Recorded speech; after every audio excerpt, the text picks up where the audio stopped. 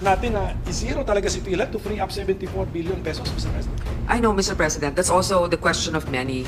And there's no denying that PhilHealth has a savings amount of 600 billion, Mr. President. And that's also the reason why initially the administration thought of it as a way also to augment certain short fundings that we have, for example, for health workers, etc. Hindi natin maintindihan ba't hindi nila ginagamit yung pera na nandun na meron sila na nakaimbak sa isang, ewan ko kung anong klaseng account yan, savings account, na ang kinikita ay mas mababa pa kesa sa inflation. Mr. President, hindi pwedeng sisihin na nagkulang tayo sa pagbibigay sa kanila kasi nga ang daming ang pera na nandyan. Hindi nila pinamimigay ang pera dun sa mga nangangailangan at tinuturuan din natin sila ng leksyon. Mr. President, hindi pwedeng sisihin na nagkulang tayo sa pagbibigay sa kanila kasi nga ang daming ang pera na nandyan. Hindi nila pinamimigay ang pera dun sa mga nangangailangan at tinuturuan din natin sila ng leksyon. The word for the day is leksyon. Yan kasi ang Para sinabi matuto. po kahapon ni Madam Chair. Senator Grace Poe. Leksyon daw po sa PhilHealth. Opo. Yung po kasi ay yung po kasi ay isang departamento.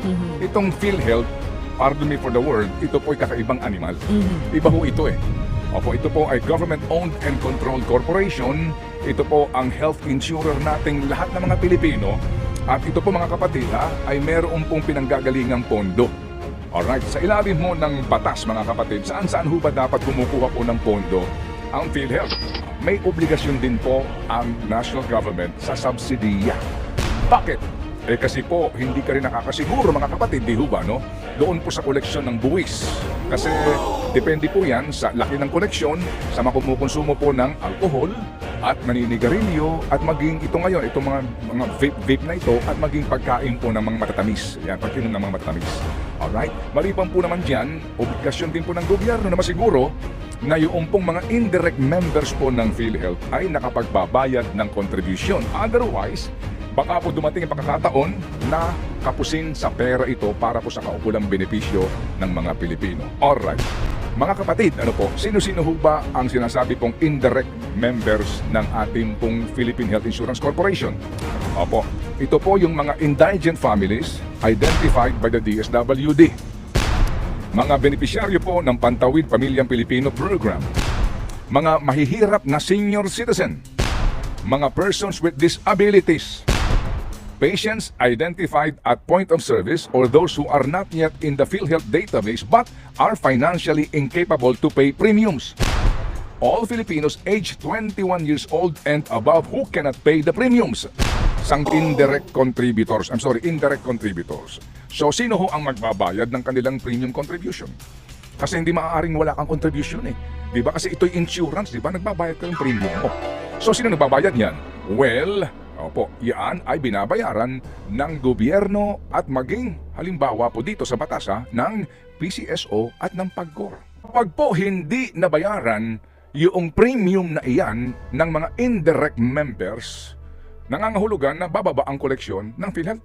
Okay, pagbaba ng koleksyon ng PhilHealth, kapag nangailangan na po ng pera para po sa ating pong pangangailangan medikal, saan ka naman kukuha ng pera? Turo ng leksyon, opo, kanino? Sino po ang kanilang gustong turuan ng leksyon? Yun po, para kanino? Ito ho bang leksyon na ito ay ramdam nitong si, anong pangalan nito si Ledesma ulit? Nakakalimutan ko lagi eh. Emmanuel. Ito bang leksyon na ito yung mararamdaman ni Emmanuel Ledesma? Palagay ko po hindi. Yes. Di ba?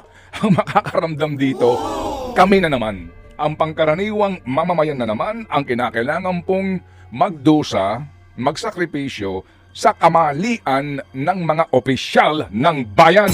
Sana po naman, ano po, sa mga isyong ito, makialam na po tayo. Nangyayari po ang lahat ng ito. Ito hong sistemang pinatutupad nila. Apo, sa pambansang budget, palagay ko po, hinahayaan natin itong mangyari, kaya po ito'y paulit-ulit lamang na nangyari. At the end of the day na naman ang nagdesisyon dito po sa pambansang budget ay yung pong small committee nitong BICAM na ito.